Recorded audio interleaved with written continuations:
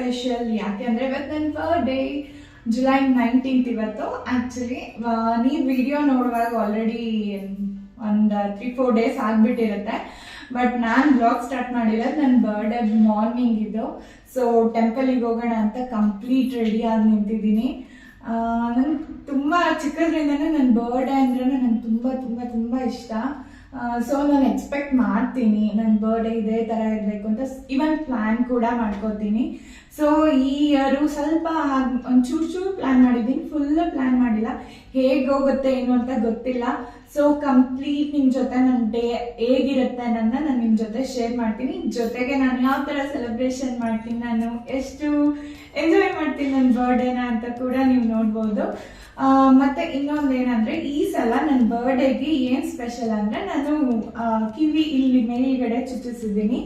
So ಇದು ಬಂದು ನಾನು ಲಾಸ್ಟ್ ಸಂಡೇನೇ ಚುಚ್ಚಿಸಿದೆ. ಇವತ್ತು ಫ್ರೈಡೇ. ಯಾಕೆ ಸಂಡೇನೇ ಚುಚ್ಚಿಸಿದೆ, ನನ್ನ ಬರ್ಡೇ ದಿನ ನೋವಾಗ್ಬೋದೇನೋ ಏನೋ ಅಂದ್ಕೊಂಡು ಸ್ವಲ್ಪ 1 ವೀಕ್ ಮುಂಚೆನೇ ಚುಚ್ಚಿಸೋಣ ಅಂತ ಹೇಳಿ ಸಂಡೇ ಚುಚ್ಚಿಸ್ಕೊಂಡೆ. ಇದೇ ನಂದು ಈ ವರ್ಷದ ಬರ್ಡೇ ಒಂದು ಸ್ಪೆಷಲ್. ನನ್ನ ಡೇ ಸ್ಟಾರ್ಟ್ ಆಗ್ತಿದ್ದಂಗೆ ಇದಕ್ಕೆ ಅಂದ್ಬಿಟ್ಟು ನಾನು ಗೋಲ್ಡ್, ನನಗೆ ನನ್ನ ತಂಗಿ ಪ್ರೆಸೆಂಟ್ ಮಾಡಿದ್ಲು gold stud type. 1 second I show this one. ಇದು ನನಗೆ ನನ್ನ ತಂಗಿ ಪ್ರೆಸೆಂಟ್ ಮಾಡಿದ್ಲು ಇಯರ್ ಬರ್ಡೇಗೆ ಅಂತ ಹೇಳಿ ನಾನು ಈ ಥರ ಚುಚ್ಚಿಸ್ತೇನೆ ಅಂದಿದ್ದಕ್ಕೆ. ಸೊ ಇದನ್ನು ಆ್ಯಕ್ಚುಲಿ ಹಾಕ್ಸ್ಕೋಬೇಕಂತ ನಾನು ಹೋಗಿದ್ದೆ. ಅವ್ರು ಏನು ಹೇಳಿದ್ರಂದರೆ, ಇದು ನಮ್ಮದು ಗೋಲ್ಡ್ ಇಯರಿಂಗಲ್ಲಿ ಅವರು ಹಾಕೋಕ್ಕಾಗಲ್ಲ, ಗನ್ ಶಾಟ್ಸ್ ಮಾಡೋಕ್ಕಾಗಲ್ಲ, ಅದಕ್ಕೆ ಸಪ್ರೇಟ್ ಬೇರೆ ಇಯರಿಂಗ್ಸ್ ಇರುತ್ತೆ. ಸೊ ನಾವು ಅದನ್ನು ಹಾಕಿರ್ತೀವಿ, ಆಮೇಲೆ ನೀವು 1 ವೀಕ್ ಅಥವಾ 10 ಡೇಸ್ ಬಿಟ್ಟು ಚೇಂಜ್ ಮಾಡಿ ಅಂದಿದ್ದಾರೆ. ಸೊ ಹಾಗಾಗಿ ನಾನು ಇನ್ನೂ ಅದರಲ್ಲೇ ಇದ್ದೀನಿ. ನೋಡೋಣ, ಸ್ವಲ್ಪ ಹೀಲ್ ಕಮ್ಮಿ ಅನಿಸಿದ್ರೆ ಈವ್ನಿಂಗ್ ಇದನ್ನು ಹಾಕೋತೀನಿ. ಫೈನಲಿ ನನಗೆ ತುಂಬ ಖುಷಿ ಬ್ಲಾಗ್ ಇವತ್ತು ಸ್ಟಾರ್ಟ್ ಮಾಡೋದಕ್ಕೆ. ಬನ್ನಿ ಈಗ ಡೇ ಎಲ್ಲ ಹೇಗಿರುತ್ತೆ ಅಂತ ನೋಡೋಣ. ಫಸ್ಟ್ ನಾನು ಟೆಂಪಲಿಂದ ಸ್ಟಾರ್ಟ್ ಮಾಡ್ತಿದ್ದೀನಿ ನಂದು ಇವತ್ತು ಡೇ. ಸೊ ಟೆಂಪಲ್ಗೆ ಹೋಗೋಕ್ಕೆ ಅಂದ್ಬಿಟ್ಟು ಕಂಪ್ಲೀಟ್ ಈ ಥರ ರೆಡಿ ಆಗಿದ್ದೀನಿ. Let's start. ನಂದು ಈ ಔಟ್ಫಿಟ್ ಬಂದು ನಾನು ಮಿಂತ್ರಾದಲ್ಲಿ ಬುಕ್ ಮಾಡಿ ತೊಗೊಂಡಿದ್ದು. ಬರ್ಡೇಗೆ ಅಂತ ಏನು ತೊಗೊಂಡಿರಲಿಲ್ಲ, ಬಟ್ ಬರ್ಡೇಗೆ ಹಾಕೊಳ್ಳೋ ಥರ ಆಯಿತು ಈ ಡ್ರೆಸ್ಸು. ಬಟ್ ನಂಗೆ ತುಂಬ ಖುಷಿ ಇತ್ತು ಬರ್ಡೇ ದಿನ ಈ ಡ್ರೆಸ್ ಹಾಕೊಳ್ಳೋಕ್ಕೆ, ಯಾಕೆಂದರೆ ಪಿಂಕ್ ಕಲರ್ ನನ್ನ ಫೇವ್ರೆಟ್ ಕಲರ್. ತುಂಬಾ ಚೆನ್ನಾಗಿದೆ ಕ್ವಾಲಿಟಿ ಎಲ್ಲ. ನಾನು ಯಾವುದೋ ಇನ್ಸ್ಟಾಗ್ರಾಮ್ ರೀಲ್ಸಲ್ಲಿ ನೋಡಿ ಯಾರೋ ಹಾಕ್ಕೊಂಡಿದ್ದು ನೋಡಿ ಇದನ್ನು ಬುಕ್ ಮಾಡಿದ್ದಿದ್ದು ಡ್ರೆಸ್ಸು. ನಂಗೆ ತುಂಬಾ ಇಷ್ಟ ಆಯಿತು. ಐ ಥಿಂಕ್ ತುಂಬ ಜನ ಇನ್ಸ್ಟಾಗ್ರಾಮ್ ರೀಲ್ಸಲ್ಲಿ ಇದನ್ನು ನೋಡಿ ತೊಗೊಂಡಿರ್ತಾರೆ. ಅದೇ ಥರ ನಾನು ತೊಗೊಂಡಿದ್ದು, ಹಾಕೇ ಇರಲಿಲ್ಲ, ಬರ್ಡೇ ದಿನ ಹಾಕ್ಕೊಂಡೆ. ನೆಕ್ಸ್ಟ್ ನಾವು ಹೊರಟಿದ್ದು ಬನಶಂಕರಿಗೆ. ಬನಶಂಕರಿ ಅಮ್ಮನ ದರ್ಶನ ಮಾಡೋಣ ಅಂತ ಹೇಳಿ ನನ್ನ ಬರ್ಡೇ ದಿನ. ಆ್ಯಕ್ಚುಲಿ ನನ್ನ ಮದುವೆ ಆದಮೇಲೆ ಒಂದು ಸಲನೂ ಬ್ಯಾಂಗ್ಳೂರಲ್ಲಿದ್ದರೂ ಬನಶಂಕರಿ ಟೆಂಪಲ್ಗೆ ಹೋಗೋಕ್ಕಾಗಿರಲಿಲ್ಲ. ಸೊ ಬರ್ಡೇ ಇದೆ ಹೋಗೋಣ ಅಂತ ಅಂದ್ಕೊಂಡು ಹೊರಟೆ.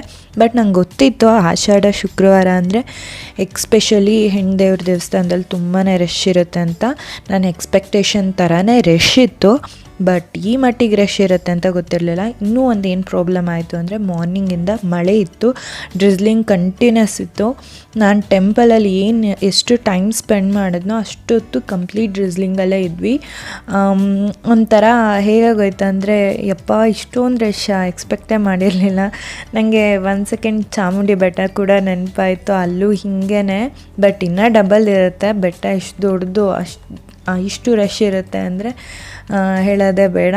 ನಾನು ಎಕ್ಸ್ಪೆಷಲಿ ಮಂಡ್ಯ ಅಂದಮೇಲೆ ಎಲ್ರಿಗೂ ಗೊತ್ತಿರುತ್ತೆ ಮೈಸೂರು ಚಾಮುಂಡಿ ಬೆಟ್ಟದಲ್ಲಿ ಆಷಾಢ ಶುಕ್ರವಾರ ಎಷ್ಟು ರಶ್ ಇರುತ್ತೆ ಅಂತ. ಸೊ ಇಲ್ಲೂ ತುಂಬಾ ರಶ್ ಇತ್ತು. ನಾನು ನಿಂಬೆಹಣ್ಣು ದೀಪ ಹಚ್ಚೋಣ ಅಂತ ಅದನ್ನು ಎಲ್ಲ ತೊಗೊಂಬಿಟ್ಟಿದ್ದೆ. ಸೊ ನಾನು ಹೊರಗಡೆಯಿಂದ ಅಷ್ಟು ರಶ್ ಗೊತ್ತಾಗ್ತಿರ್ಲಿಲ್ಲ, ಒಳಗಡೆ ಹೋದ್ಮೇಲೆ ತುಂಬಾ ರಶ್ ಇತ್ತು. ಫೈನಲಿ ದೀಪ ಹಚ್ಚಿ ಪೂಜೆ ಮಾಡೋಣ ಅಂತ ಹೇಳಿ ಕಂಪ್ಲೀಟ್ ದೀಪ ಎಲ್ಲ ಹಚ್ಚಿ ನಾನು ಹೊರಗಡೆಯಿಂದನೇ ಪೂಜೆ ಮಾಡಿದೆ. ಮತ್ತು ಅಲ್ಲಿ ಕೆಲವೊಂದು ಪ್ಲೇಸ್ ಇದೆ ನಿಂಬೆಹಣ್ಣೆಲ್ಲ ಕಟ್ ಮಾಡಿಕೊಂಡು ಎಲ್ಲ ರೆಡಿ ಮಾಡ್ಕೊಳ್ಳೋಕ್ಕೆ. ಬಟ್ ನಾನು ರೆಡಿದೆ ತೊಗೊಂಡಿದ್ದೆ. ಸೊ ನಾನು ಹೇಳಿದ್ನಲ್ಲ ಹೆವಿ ರಶ್ ಇರೋದ್ರಿಂದ ನಾನು ಹೊರಗಡೆನೇ ಪೂಜೆ ಮಾಡಿದೆ. ಪೂಜೆ ಮಾಡಿ ಆಮೇಲೆ ನನ್ನ ಡೇ ಸ್ಟಾರ್ಟ್ ಮಾಡೋಣ ಅಂತ ನಾನು ಬ್ರೇಕ್ಫಾಸ್ಟ್ ಕೂಡ ಮಾಡಿರಲಿಲ್ಲ. ಸೊ ಇವಾಗ ವೀಡಿಯೋಲಿ ನೀವು ನೋಡ್ತಿದ್ರೆ ಎಷ್ಟು ರಶ್ ಇದೆ, ಕಾಲಿಡೋಕ್ಕೆ ಜಾಗ ಇರಲಿಲ್ಲ. ನನಗೆಲ್ಲರೂ ದೀಪ ಇಟ್ಕೊಂಡಿದ್ರು, ಎಲ್ಲಿ ಸುಟ್ಬಿಡ್ತಾರೋ ಅಂತ ಭಯ ಆಗ್ತಿತ್ತು. ಫೈನಲಿ ಪೂಜೆ ತುಂಬ ಚೆನ್ನಾಗಿ ಆಯಿತು. ಖುಷಿ ಆಯಿತು, ಏನೋ ಒಂಥರ ರಶ್ ಇದ್ರೂ ಒಂಥರ ಬ್ಲೆಸ್ಡ್ ಅನ್ನೋ ಫೀಲಿಂಗ್ ಬಂತು. ನೆಕ್ಸ್ಟ್ ನಾವು ಹೊರಟಿದ್ದು ಬ್ರೇಕ್ಫಾಸ್ಟ್ಗೆ ಅಂತ. ಅಲ್ಲೇ ಬನಶಂಕರಿಯಲ್ಲೇ ಪ್ರಸಿದ್ಧಿ ಅಂತ ಹೇಳಿ ಯಾವುದೋ ಹೊಸದು ಅನಿಸುತ್ತೆ. ಆಬ್ವಿಯಸ್ಲಿ ನಾನು ಬ್ರೇಕ್ಫಾಸ್ಟ್ ಅಂದರೆ ನಾನು ಇಷ್ಟಪಟ್ಟು ತಿನ್ನೋದೆ ಮಸಾಲೆ ದೋಸೆ. ಸೊ ಪನ್ನೀರ್ ಮಸಾಲೆ ದೋಸೆ ನಾನು ತೊಗೊಂಡೆ, ಹಸ್ಬೆಂಡ್ ಬಂದು ಬಟರ್ ಮಸಾಲೆ ದೋಸೆ ತೊಗೊಂಡು ತಿಂದರು. ಬ್ರೇಕ್ಫಾಸ್ಟ್ ಮಾಡಿದ್ಮೇಲೆ ನನ್ನ ಫೇವ್ರೆಟ್, ನಾನು ಟೀ ಹೇಗೆ ಮಿಸ್ ಮಾಡೋಕ್ಕಾಗುತ್ತೆ, ಒಬ್ವಿಯಸ್ಲಿ ಕುಡಿಲೇಬೇಕಲ್ಲ. ನೆಕ್ಸ್ಟ್ ನಾವು ಅಲ್ಲಿಂದ ಹೊರಟಾಗ ಹಸ್ಬೆಂಡ್ ಹೇಳಿದರು ನನಗೆ ಗಿಫ್ಟ್ ಕೊಡಿಸ್ಬೇಕಿತ್ತಲ್ಲ, ಸೊ ಆ ಗಿಫ್ಟನ್ನ ತೊಗೊಂಡೆ ಹೊರಟ್ಬಿಡೋಣ ಅಂತ HSR ಲೇಔಟಲ್ಲಿರೋ ಜಸ್ಟ್ ಇನ್ ಟೈಮ್ ಅನ್ನೋ ಒಂದು ಶಾಪಿಗೆ ಹೋದ್ವಿ. ಅಲ್ಲಿ ತುಂಬಾ ಬ್ರ್ಯಾಂಡ್ಸ್ದು ವಾಚ್ಗಳೆಲ್ಲ ಕಲೆಕ್ಷನ್ ಇದೆ ಅಂತ ಹೇಳಿ. ನನಗೆ ಮೇಯ್ನಾಗಿ ನೋಡಬೇಕಾಗಿದ್ದು ಬ್ರ್ಯಾಂಡ್ ಬಂದು MK ಮತ್ತು ಫಾಸಿಲ್, ಇನ್ನೊಂದು ಮೂರು ಇತ್ತು. ಈ ಮೂರಲ್ಲಿ ಯಾವುದಾದ್ರೂ ನೋಡಬೇಕಂತ. ಬಟ್ ನಾನು ಆ ಶಾಪಿಗೆ ಹೋದ್ಮೇಲೆ ನಾನು ಫಿಕ್ಸ್ ಆದ, ನಾನು ನೋಡೋದು ಬರೀ MK ಆ್ಯಂಡ್ ಫಾಸಿಲಲ್ಲಿ ನೋಡೋಣ ಅಂತ ಹೇಳಿ. ಫಸ್ಟ್ ನನ್ನ ಚಾಯ್ಸ್ ಆಗಿದ್ದು MKನೇ. ತುಂಬ ಚೆನ್ನಾಗಿ ಗೊತ್ತಿರುತ್ತೆ MK ಬ್ರ್ಯಾಂಡ್ ಬ್ಯಾಗ್ಸ್, ತುಂಬ ಜನ ತೊಗೋತಾ ಇರ್ತಾರೆ. ಬಟ್ ನನಗೆ ಬ್ಯಾಗ್ಸ್ಗಿಂತನೂ ವಾಚ್ ತೊಗೋಬೇಕಂತ ಇಷ್ಟ ಆಯಿತು. ಸೊ ಹಾಗಾಗಿ ನಾನು ವಾಚ್ ಫಸ್ಟ್ ನೋಡಿದೆ. ಬಟ್ ಹಸ್ಬೆಂಡಿಗೆ ಯಾವುದು ನಾನು ನೋಡಿದ್ದು ವಾಚಲ್ಲಿ ಯಾವುದೂ ಅಷ್ಟು ಇಷ್ಟ ಆಗಿರಲಿಲ್ಲ. ನಾನು ನೋಡಿದ್ದು 2-3ರಲ್ಲಿ ನನಗೂ ಇಷ್ಟ ಆಗಿದ್ದು ಒಂದೇ. ಬಟ್ ಅದು ಫುಲ್ 100 ಔಟ್ ಆಫ್ 100 ಅಷ್ಟು ನನಗೆ ಇಷ್ಟ ಆಗಿರಲಿಲ್ಲ. ಆಮೇಲೆ ಹಸ್ಬೆಂಡ್ ಏನು ಮಾಡಿದರು, ಫಾಸಿಲಲ್ಲಿ ನೋಡಿದರು. ಫಾಸಿಲಲ್ಲೂ ಕೂಡ ಅವ್ರಿಗೆ ಒಂದು ಇಷ್ಟ ಆಯಿತು ವಾಚು. ಅದು ನನಗೆ ಓಕೆ, ನನಗೆ MKದೇನು ನಾನು ನೋಡಿದ ಅದ್ರ ಜೊತೆ ಕಂಪೇರ್ ಮಾಡಿದ್ರೆ ಇದು ಸ್ವಲ್ಪ ಬ್ರೈಟಾಗಿ ಕ್ಲಾಸಿಯಾಗಿ ಕಾಣಿಸ್ತಿದೆ ಅಂತ ಹಸ್ಬೆಂಡು ಹೇಳಿದರು. ನನಗೂ ಹಾಗೆ ಫೀಲ್ ಆಯಿತು.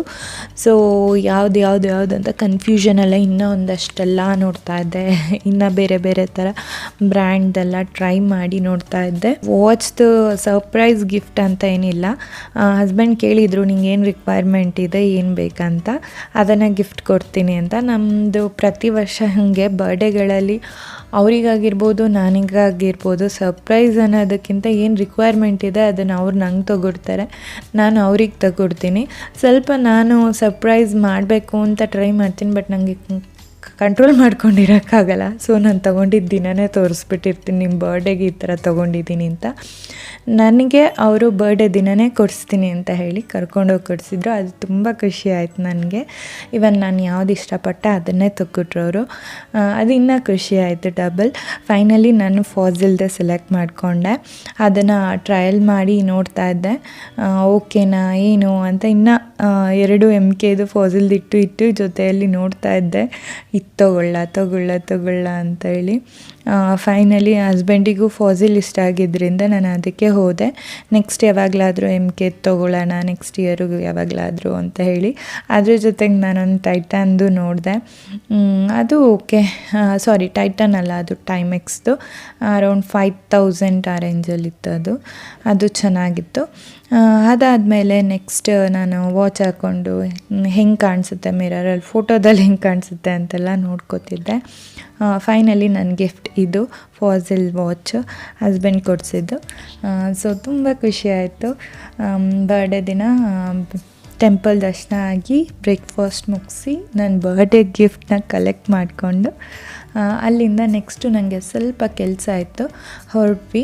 ಅವರು ಇವನ್ ವಾರಂಟಿ ಕಾರ್ಡೆಲ್ಲ ಎಲ್ಲನೂ ತೋರಿಸಿ ನನಗೆ ನನ್ನ ಮುಂದೆನೇ ಎಲ್ಲ ಪ್ಯಾಕ್ ಮಾಡಿದರು. ವೇರ್ ಮಾಡ್ತೀರಾ ಅಂತ ಕೇಳಿದರು. ಇಲ್ಲೆಲ್ಲ ನಂಗೆ ಬೇರೆ ಪ್ಲ್ಯಾನ್ಸ್ ಇದೆ, ಆಮೇಲೆ ವೇರ್ ಮಾಡ್ತೀನಿ ಅಂತ ಹೇಳಿ ಎಲ್ಲ ತೊಗೊಂಡೆ. ಫೈನಲಿ ನಾನೇ ರಿಸೀವ್ ಮಾಡಿದೆ ನನ್ನ ಬರ್ಡೇ ಗಿಫ್ಟನ್ನ. Thank you. ಹೇಳ್ದಲ್ಲ ಸ್ವಲ್ಪ ವರ್ಕ್ ಇತ್ತಂತ ಅದನ್ನೆಲ್ಲ ಮುಗಿಸಿ ಆಲ್ಮೋಸ್ಟ್ ನಾವು ಹೊರಟಾಗ 3:30-4 o'clock ಆಗಿತ್ತು. ಊರಿಗೆ ಹೋಗೋಣ ಅಂತ ಹೊರಟ್ವಿ. ಸೊ ಹೊರಟಾಗ ಆನ್ ದ ವೇ ಏನಾದರೂ ತಿನ್ಕೊಂಡು ಹೋಗೋಣ ಸ್ನ್ಯಾಕ್ಸ್ ಲೈಟಾಗಿ ಅಂತ ಹೇಳಿ ನಾವು ಹೊರಟಿದ್ದು ಬ್ರಹ್ಮ ಬ್ರೀವ್ಸ್. ತುಂಬ ಜನಕ್ಕೆ ಗೊತ್ತಿರೋದು ಬ್ಯಾಂಗ್ಳೂರು JP ನಗರ ಸೈಡ್ ಇರೋರು, ಈವನ್ ಎಲೆಕ್ಟ್ರಾನ್ ಸಿಟಿ ಸೈಡ್ ಇರೋರಿಗೂ ಗೊತ್ತಿರತ್ತೆ ಇದು. ಸೊ ನನಗೆ ಈ ಥರ ಎಲ್ಲ ಏನಾದರೂ ಸ್ಪೆಷಲ್ ಅಕೇಶನಿಗೆ ಇದ್ದಾಗ ಹೋಗೋದಕ್ಕೆ ತುಂಬಾ ಇಷ್ಟ ಆಗುತ್ತೆ.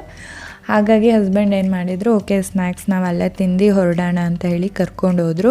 ನನಗೆ ಈ ಥರ ರೆಸ್ಟೋರೆಂಟ್ಸ್ ಎಲ್ಲ ಫುಡ್ಡಿಗಿಂತನೂ ನಾನು ಆ್ಯಂಬಿಯೆಂಟ್ ಇಷ್ಟಪಡ್ತೀನಿ, ಎಂಜಾಯ್ ಮಾಡ್ತೀನಿ. ಇವನ್ ನಂಗೆ ಫೋಟೋಸ್ ತೊಗೊಳೋದಕ್ಕೆ ಇಷ್ಟ, ಜೊತೆಗೆ ಆ್ಯಂಬಿಯೆಂಟ್ನ ಎಕ್ಸ್ಪ್ಲೋರ್ ಮಾಡೋದು ಅಂದರೆ ಇನ್ನೂ ಇಷ್ಟ. ಈ ಆ್ಯಂಬಿಯೆಂಟ್ ಅಂತೂ ಫುಲ್ ಗ್ರೀನರಿ ಇತ್ತು. ಈ ಡ್ರಿಸ್ಲಿಂಗ್ ಮಳೆಗೆಯಿಂದ ಮಳೆ ಇದ್ದಿದ್ದಕ್ಕೂ ಆ ಟೈಮಿಗೆ ನಾವು ಹೋಗಿದ್ದ ಟೈಮಿಗೆ ಸ್ವಲ್ಪ ಕಡಿಮೆ ಆಗಿತ್ತು.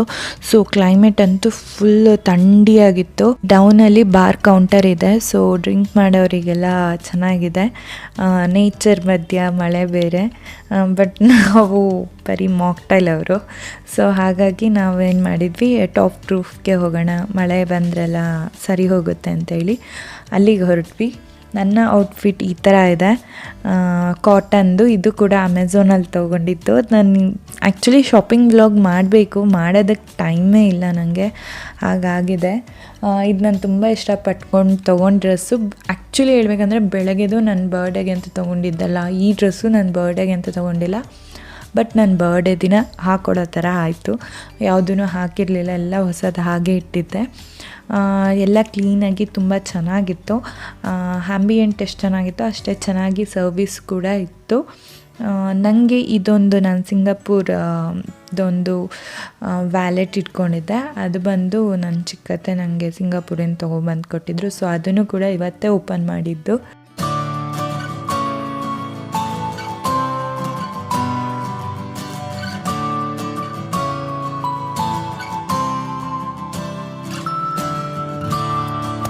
ಫಸ್ಟು ನಾನು ಆರ್ಡ್ರ್ ಮಾಡಿದ್ದು ಚಿಕನ್ ನಾಚೋಸು. ನನಗೆ ಇದು ಇಷ್ಟ ಆಗುತ್ತೆ, ಸೊ ಹಾಗಾಗಿ ಇದೊಂದನ್ನು ತೊಗೊಂಡೆ ಸ್ಟಾರ್ಟರ್ಸ್ ಥರ. ಸೊ ನಾವು ಸ್ನ್ಯಾಕ್ಸಿಗೆ ಅಂತ ಬಂದಿರೋದ್ರಿಂದ ಯಾವುದೂ ಮೇಯ್ನ್ ಕೋರ್ಸ್ಗೆ ಹೋಗಲಿಲ್ಲ, ಬರೀ ಸ್ಟಾರ್ಟರ್ಸು ಮತ್ತು ಒಂದು ಬರ್ಗರ್ ತಿಂದು ಬಂದ್ವಿ. ಜೊತೆಗೆ ತುಂಬ ಚಳಿ ಮಳೆ ಇದ್ದಿದ್ದರಿಂದ ಸೂಪ್ ತೊಗೊಂಡ್ವಿ, ಚಿಕನ್ ಮ್ಯಾಚೋ ಸೂಪು. ಹಸ್ಬೆಂಡ್ ಬಂದು ನಾನು ಫಿಶ್ ಬರ್ಗರ್ ಟ್ರೈ ಮಾಡ್ತೀನಿ ಅಂತೇಳಿ ಅವ್ರು ಫಿಶ್ ಬರ್ಗರ್ ತೊಗೊಂಡ್ರು. ನಾನು ಚಿಕನ್ ಬರ್ಗರ್ ನಾರ್ಮಲ್ ತೊಗೊಂಡೆ.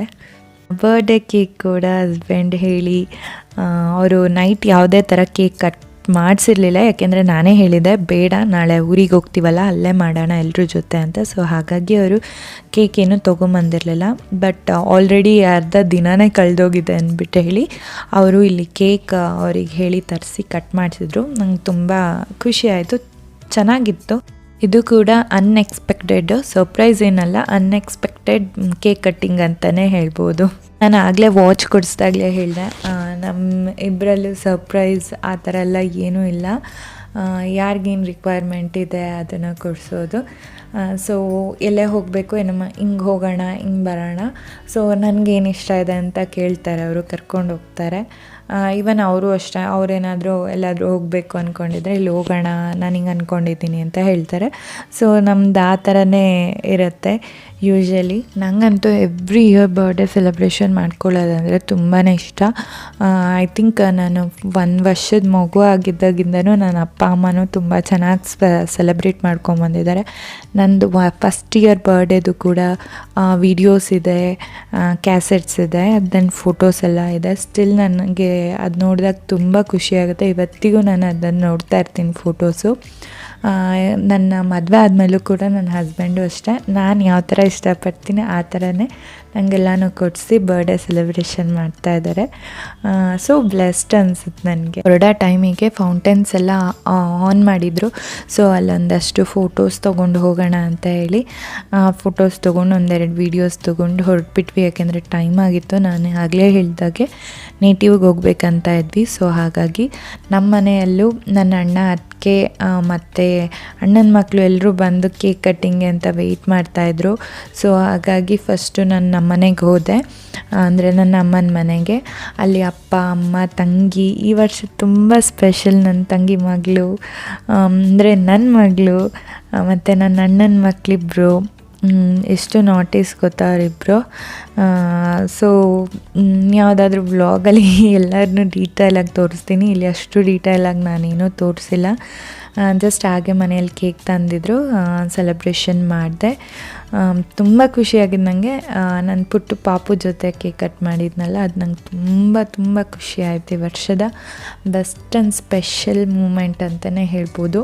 ನಂಗೆ ಫ್ರ್ಯಾಂಕಾಗಿ ಹೇಳ್ಬೇಕಂದ್ರೆ ಬೆಳಗ್ಗೆಯಿಂದ ಏನು ಸೆಲೆಬ್ರೇಟ್ ಮಾಡಿದ್ನೋ ಅದಕ್ಕಿಂತ ತುಂಬ ಖುಷಿಯಾಗಿದ್ದೆ ನನ್ನ ಮಗಳ ಜೊತೆ ಕೇಕ್ ಕಟ್ ಮಾಡಿದ್ದು ನಾನು. ಇವನ್ ಪ್ರತಿ ವರ್ಷ ಹೇಗೆ ಅಂದರೆ ಬರ್ಡೇ ದಿನ ಯಾರನ್ನೂ ಮೀಟ್ ಮಾಡೋಕ್ಕಾಗ್ತಿರ್ಲಿಲ್ಲ, ನೇಟಿವ್ಗೇನು ಬರ್ತಿರ್ಲಿಲ್ಲ ನಾನು. ಈ ವರ್ಷ ನಾನು ನೇಟಿವ್ಗೆ ಬಂದು ಬರ್ಡೇ ಸೆಲೆಬ್ರೇಟ್ ಮಾಡ್ಕೊಂಡಿದ್ದೆ. ನಂಗೆ ತುಂಬ ಖುಷಿ ಆಯಿತು. ಅಪ್ಪ ಅಮ್ಮ ಎಲ್ಲರೂ ಇದ್ರು, ಫ್ಯಾಮಿಲಿ ಎಲ್ಲ ಇದ್ರಲ್ಲ, ಸೊ ಹಂಗಾಗಿ ತುಂಬ ಖುಷಿ ಆಯಿತು.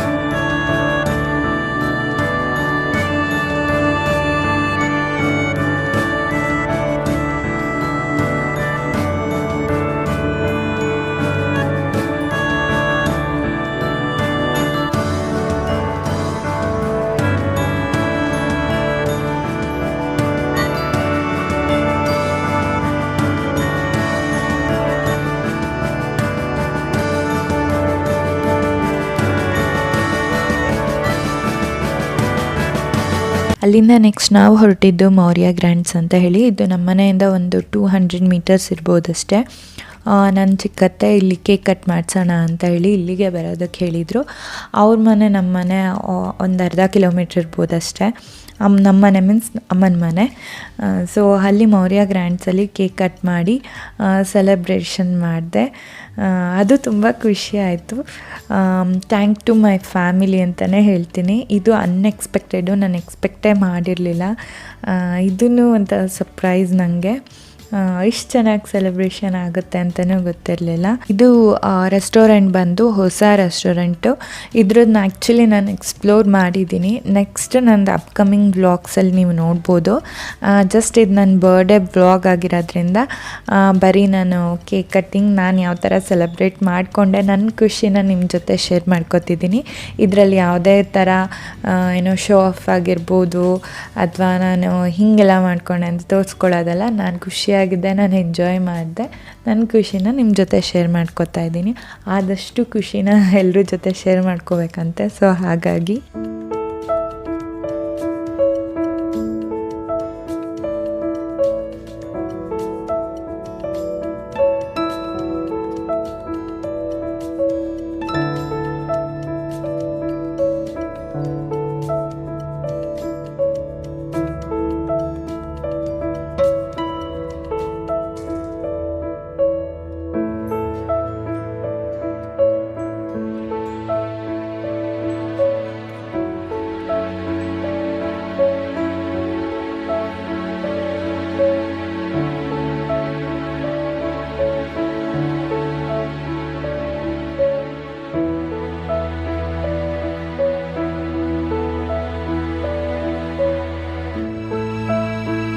ನನ್ನ ಕಂಪ್ಲೀಟ್ ಡೇ ಈ ಥರ ಇತ್ತು. ಡೇ ಎಂಡ್ ಆಗುವಾಗ ನನ್ನ ಫೇವ್ರೆಟ್ ನಾನ್ ವೆಜ್ ತಿಂದು ಡಿನ್ನರ್ ಮುಗಿಸಿದ್ವಿ. ಒಬ್ವಿಯಸ್ಲಿ ಮಂಡ್ಯಕ್ಕೆ ಬಂದಮೇಲೆ ನಾನ್ ವೆಜ್ ತಿನ್ನಲೇಬೇಕಲ್ವಾ, ಸೊ ಹಾಗಾಗಿ ತಿಂದಿದ್ದಲ್ಲ, ನನ್ನ ಡೇ ಎಂಡ್ ಆಗಿದ್ದು ವಿತ್ ನಾನ್ ವೆಜ್. ಫೈನಲಿ ನನ್ನ ಬರ್ಡೇ ಸೆಲೆಬ್ರೇಷನ್ ಈ ಥರ ಇತ್ತು. Thank to my family. ಇನ್ನೂ ಯಾರೆಲ್ಲ ನನ್ನ ಚಾನಲ್ಗೆ ಸಬ್ಸ್ಕ್ರೈಬ್ ಮಾಡಿಲ್ಲ, ಸಬ್ಸ್ಕ್ರೈಬ್ ಮಾಡಿ, ಲೈಕ್ ಮಾಡಿ, ಶೇರ್ ಮಾಡಿ, ಕಮೆಂಟ್ ಮಾಡಿ. Thank you.